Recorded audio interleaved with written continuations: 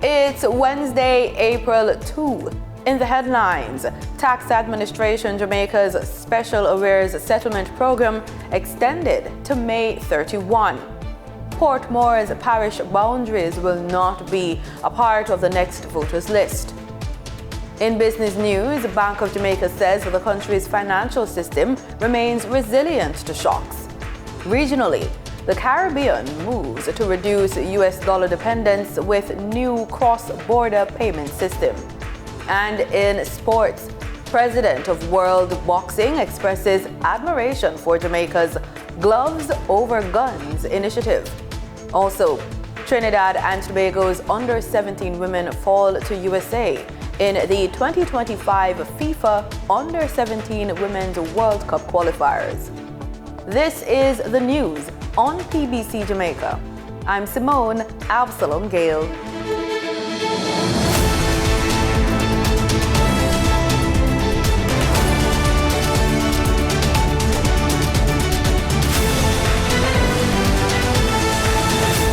As of April 1, entrepreneurs who rely on the services of the Public Procurement Commission, PPC, will benefit from a significant change. The PPC has announced that it is extending the lifespan of its registration certificate from 18 months to 3 years. This extension offers businesses a longer window to engage in public procurement opportunities with government agencies.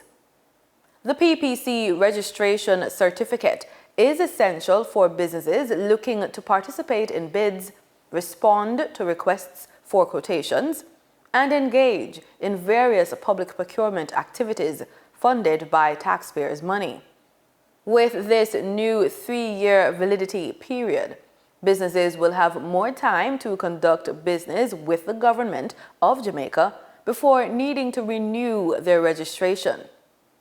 Executive Director of the PPC, Nadia Morris, explains that the decision to extend the validity period is part of the Commission's proactive approach to meeting the needs of its stakeholders. The increase in the validity period came about as a result of feedback from our stakeholders as identified in our customer satisfaction surveys and consultations. So the increased validity period from 18 months to 3 years we envision is aimed at reducing the effort to do business with the government of Jamaica. Additionally, Mrs. Morris highlighted that April 1 marked the anniversary of the PPC's establishment, making it an ideal moment to implement changes that empower business owners and operators who wish to do business with government organizations. So the applicants whose applications is approved by the PPC Board of Commissioners on or after April 1, 2025 will be issued with a certificate of registration that is valid for 3 years. In line with these changes, the PPC is also planning further reforms to the supplier registration process. These proposed adjustments aim to streamline procedures and increase efficiency. As part of these reforms, the PPC is considering eliminating certain registration requirements and documentation following input from stakeholders during consultations. There's good news for taxpayers in Jamaica. Tax Administration Jamaica has extended its Special Arrears Settlement Program until May 31.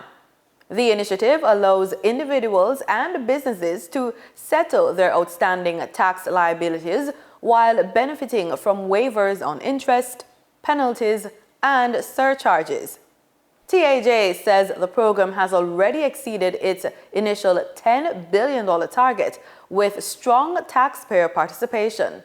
However, many still have outstanding arrears, and feedback from the business community indicates that more time is needed to take advantage of the offer. Minister of Finance and the Public Service, Faithful Williams, addressed the matter in Parliament on Tuesday.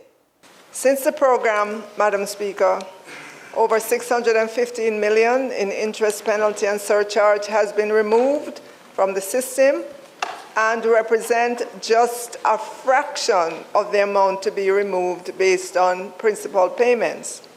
She says the TAJ is configuring the system to automatically remove the penalty and interest as well as surcharge by the end of April. This is to say to taxpayers that they may still see the interest penalty and surcharge on their accounts, but know that the TAJ is working assiduously such that by the end of April 2025, all the accounts will be updated. Minister Williams says TAJ officers made over 30,000 contacts with taxpayers owing $43 billion in principal taxes. Of that, 90% of these taxpayers has expressed an interest to pay off their principal taxes. However, many taxpayers with very large principal balances have found it difficult to source the necessary funding to pay the principal taxes in the limited time given under the Special Arrears Settlement Program. As a result, Madam Speaker, I am pleased to announce that the program is being extended to May 31, 2025, to allow additional taxpayers to benefit. Taxpayers are encouraged to contact TAJ to arrange payments before the deadline. More details are available on the TAJ website or through its Customer Care Center. The Electoral Commission of Jamaica will not use Portmore's parish boundaries to finalize the next voters list. That decision came from Parliament's Constituency Boundaries Committee, rejecting a proposal from government lawmaker Everald Warmington. Mr. Warmington had suggested the ECJ incorporate the new parish boundaries into the voters list ahead of the May 31 deadline, but his proposal was met with sharp opposition. This particular sitting of the committee is deliberating on a matter that is unprecedented in our history, in fact, in recent. Certainly, we've never had a situation where a new parish has been established, certainly in my lifetime, and certainly in my 38 years in this honorable house. Therefore, there's no precedent.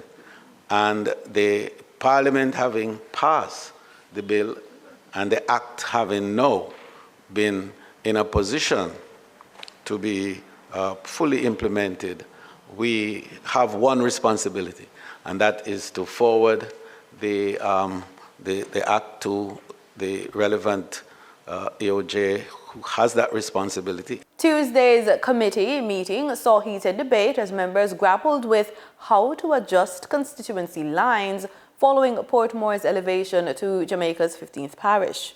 It might be useful to say that this function of determining constituencies, or the number of them, and the boundary of them resides in your Parliament. It doesn't reside in anybody else. I know we're all very proud of the Electoral Commission, and we attribute to them all sorts of responsibilities. But the Commission's responsibility is just to advise first this committee, and this committee will then recommend to Parliament. So the function, I make the point that you're deferring so often to the Electoral Commission, but you defer to it to advise you, and you will accept or reject the advice it gives. The Parliament makes the decision as to what the boundaries look like. Committee Chairman Juliet Holness initially proposed submitting last week's Supreme Court orders to the ECJ to begin the process of adjusting boundaries. I will ask that, as is customary and required, that the members, unless you have any objections, we would pass to the Electoral Commission of Jamaica a copy of the ruling along with a copy of the Act as passed by Parliament for their deliberations and their observations and their ultimate process. We in this committee would not be engaging in anything other than to pass or submit the information down the chain. Ultimately, the committee agreed to send the Portmore parish law and recent court rulings to the ECJ for its advice on the boundary adjustments. A response is expected by May 31. It's World Autism Day, and in an effort to bring awareness of the disability, the Ministry of Labour and Social Security, through its Early Stimulation Program, is hosting an autism symposium at the Jamaica Conference Center downtown Kingston on Wednesday. The event is focusing on promoting inclusion, raising public awareness, celebrating the abilities of persons with disabilities, and emphasizing the importance of early diagnosis and intervention at showcasing the unique talents of these children. Director of the ESP in the Ministry of Labour and Social Security, Antonica Gunter-Gale, says, quote, "The symposium is not just an event. It is a movement to change perceptions. We want everyone, especially future educators, to understand that these children can reach their highest potential with the right support and opportunities." End quote. Autism spectrum disorder is defined as a developmental condition that affects communication, social interaction, and behavior. Given its unique spectrum, autism presents both challenges and strengths in each individual. Time now for the Business Report with Denise Williams.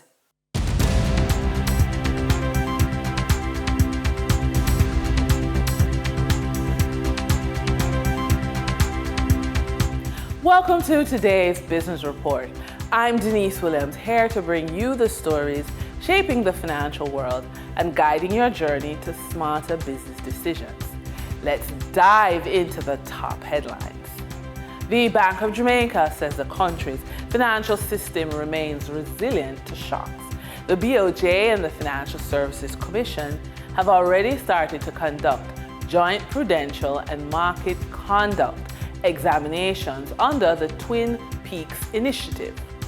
The Financial Policy Committee of the Bank of Jamaica says plans are also in place for continuous training and capacity building for BOJ and FSC employees to ensure a smooth transition towards Twin Peaks supervision. The Honorable Louise Bennett called it colonization in reverse. Kevin Richards, CEO of Kingston Properties, says it's just business. Kingston Properties Limited has advised on March 31, 2025, the company closed on the acquisition of its second property in the United Kingdom, Building 4, Dorking Business Park.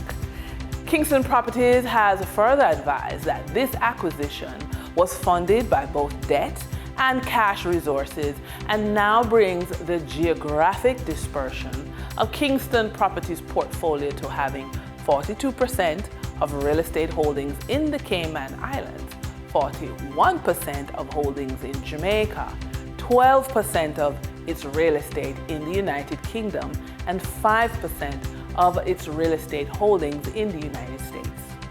As we recognize Autism Awareness Month, Simone Maddox, attorney at law and founder of the Law Spa, shares 3 tips for special needs caregivers who wish to lay a strong foundation for their loved ones. We learn more. April is Autism Awareness Month.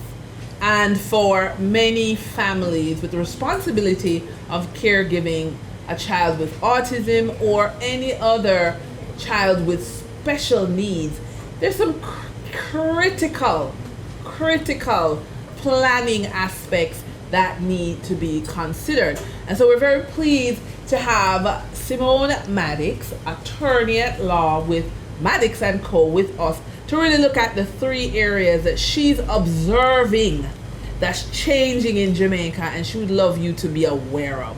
Welcome, Lady Simone. Thank you so much. Thank you so much. Pleasure to be here. Yes, so we're in Autism Awareness Month. Yes, we are. As an attorney, what are you seeing? How does this play out for you? I am seeing a greater openness to cater to the needs of persons with exceptionalities, with special needs, with gifts that we are yet to understand. Yes. And for us, it translates to registering with, say, the Jamaica Council for Persons with Disabilities. So you're saying persons need to do that now? Yes. Yes. That is something, those doors are open, and that is something that I encourage all families who have children or loved ones with special needs to do. Okay. That allows you to benefit in a real way from the legislation, from the law, and to access certain specific benefits that are connected to your particular challenge or situation. What else? Yes. Well, it is so important to have those futuristic conversations. Yeah. And one set of professionals you can have this conversation with is an attorney. Just consult an attorney, seeking to find out how you can plan for the future of your special needs loved one. Whether it is about estate planning or education planning, caregiving planning, this is an opportunity for you just to find out how you can start getting organized. Yes. Don't be perturbed by the cost and things of that nature. Start a conversation. Yes. It's a mindset Yes. that says, let me provide, let me explore the solutions to my lifestyle situation. For the trading period ending April 1, 2025, these were the most actively traded stocks. Toll road operator Trans-Jamaican Highway Limited with 15,827,727 units traded, representing 54.66% of market sales volume. Media conglomerate Radio Jamaica Limited with 2,369,470 units traded, representing 8.18% of market sales volume. Real estate developer and beverage manufacturer Jamaican Teas Limited with 1,849,686 units traded, representing 6.39% of market sales volume.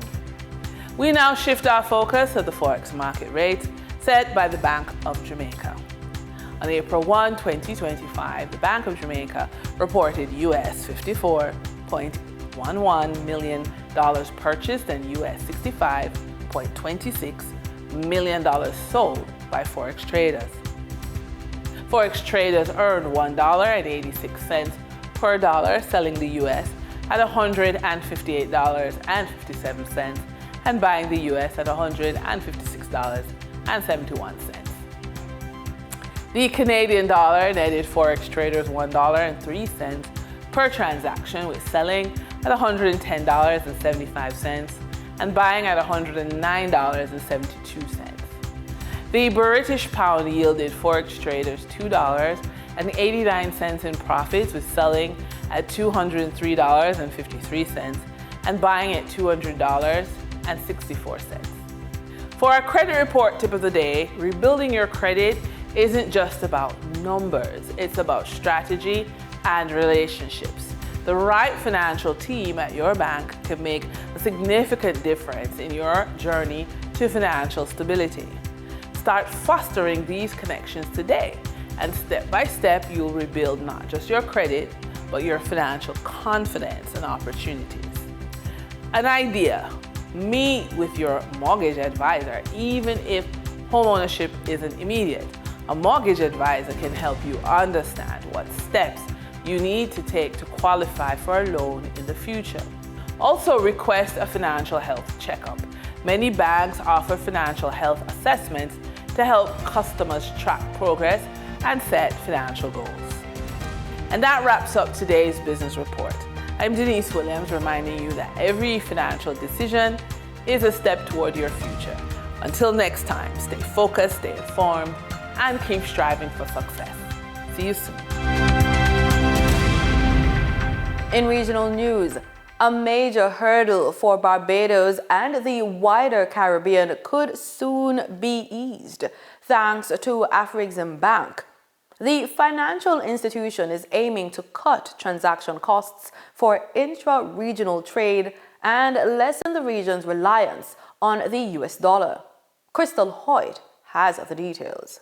Afrexim Bank, in partnership with CARICOM Central Banks, is working on a cross-border payment system to reduce the region's reliance on the US dollar and preserve international reserves. Acting Chief Operating Officer of Afrexim Bank's CARICOM office, Okechukwu Ihaijerika, outlines the challenge. I know it's difficult going from Barbados, for instance, to Trinidad, that you can go in there and buy goods with Barbados dollars and pay, and the person who is selling in Trinidad, for instance, is getting TT dollars. It's practically impossible as we speak. That's one of the challenges. He says that Africa has already successfully tackled this issue, and the Caribbean is now looking to replicate that model. The Caribbean Payment and Settlement System, which is now aligned to the Pan-African Payment and Settlement System. And what this will do will be to help create a platform that somebody can buy goods in Bahamas and pay in Bahamian dollars, and the person who is selling the goods in Guyana receives Guyanese dollars. And that emphasizes the current focus of USD as the only currency of trade within the region. The Chief Operating Officer notes that given the challenges of accessing US dollars, solutions like this are not only welcomed, but essential. Crystal Hoyt, CBC News. In Guyana, the Ministry of Labor is turning to artificial intelligence to help prevent workplace accidents. With mining and construction seeing high accident rates, this high-tech approach is part of a global push to make job sites safer. This year's Occupational Safety and Health Day will be observed on April 28th under the theme Revolutionizing Health and Safety, the Role of AI and Digitalization at Work. The Occupational Safety and Health Department of the Ministry of Labor is charged with the responsibility of monitoring, encouraging and enforcing good practices in safety and health standards at work.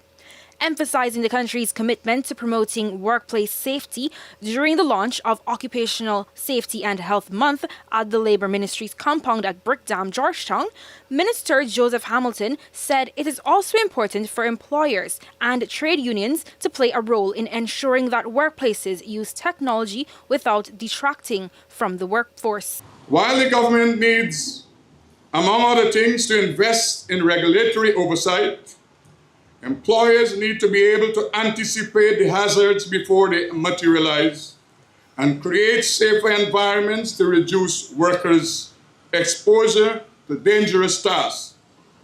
Trade unions also have a critical role to play in ensuring that technology enhances and does not replace the human element in the workforce.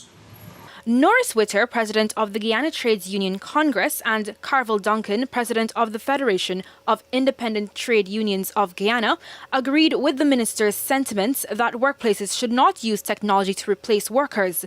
The minister further noted that in keeping with this year's theme, his ministry is focusing on the use of emerging technologies like AI and robotics to assist workers in ensuring their safety. He added that understanding how machine learning, unmanned aerial vehicles, task automation, and smart digital systems are impacting workplaces is also within the ministry's current scope of work. The use of AI in workplaces assists in achieving faster workflows and provides data analysis that can help identify challenges and reduce risks. Adam Cantu, a representative of ExxonMobil Guyana Limited, and Vaman Jurai, country lead for Halliburton, shared that the oil and gas industry is continually improving and enhancing its use of technology in the workplace. Cantu noted that the industry is playing a vital role in advancing Guyana's workplace safety and health culture as more companies adopt the necessary protocols. We focus on integrated framework of systems, processes, tools that we can use and behaviors that we reinforce by leadership so that collectively and consistently we can aspire to a working environment where truly nobody gets hurt. The objective of workplace health and safety is to ensure that accidents and incidents are reduced or eliminated. Industries that utilize machinery are critical areas for these interventions, but there is also a need for a broader focus across all sectors. As such, the Labour Ministry is working assiduously to ensure companies operating in Guyana implement safety measures through regular site visits. Reporting for the newsroom, Lazina Yearwood. In sports, we go ringside with boxing. Boris van der Voist, president of World Boxing, has expressed strong admiration for Jamaica's Gloves Over Guns initiative and outlined a clear roadmap for success as he collaborates with the Jamaica Boxing Association and the Jamaica Olympic Association to support the country's Olympic aspirations. Speaking at a press conference at Olympic Manor, the JOA headquarters, during his 5-day visit to Jamaica, he praised the transformative power of boxing, particularly for young people. Van der Voist leads World Boxing, a newly formed federation established in 2023 following the International Boxing Association's loss of Olympic recognition due to governance issues and financial transparency concerns. With his visit to Jamaica, he expressed the commitment to ensuring that Jamaica remains a strong contender in Olympic boxing, working closely with the JBA and JOA to keep the Olympic dream alive for Jamaican athletes. In football, the road to the 2025 FIFA Under-17 Women's World Cup in Morocco is heating up as the final round of the CONCACAF Women's Under-17 qualifiers got underway. Group C action kicked off at the Atto Bolden Stadium on Monday with host nation Trinidad and Tobago taking on the United States in a challenging but commendable outing for the young Soca Warriors. TTT's Wayne Cunningham has more. The 3 group winners, along with the best second-place team, will secure a spot at the FIFA Under-17 Women's World Cup in Morocco. And TNT is in Group C, along with Honduras, El Salvador, and the United States of America. The host team, coached by former international Ayanna Russell, met the number 1 ranked USA in the opening group game of the final at the Atto Bolden Stadium and held their own for the first half, which ended 0-0.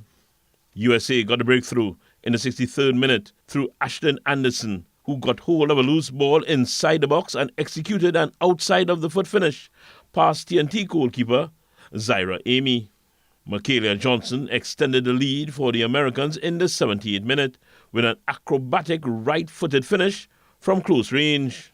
Chloe Sadler scored the 3rd of the evening in Couva on the stroke of regulation time, hitting a right-footer in the bottom left corner of the net to give the tournament favourites a 3-0 win to propel them to the top of Group C after Game 1 between El Salvador and Honduras ended in a 1-1 draw. The Trinidad and Tobago coach gave her thoughts on her team's performance following the encounter. We knew coming into this game it was going to be a difficult game. It's the USA at the number 1 at youth level and at the senior level. But I thought the girls fought with simple mistakes, right exactly what we prepared for, knowing that central area they would come and try to penetrate. Unfortunately, we were not able to hold them for the 90, but good performance overall by the girls. And that's it for the news on PBCJ. You can follow us on our social media platforms at PBCJamaica. Thanks for watching.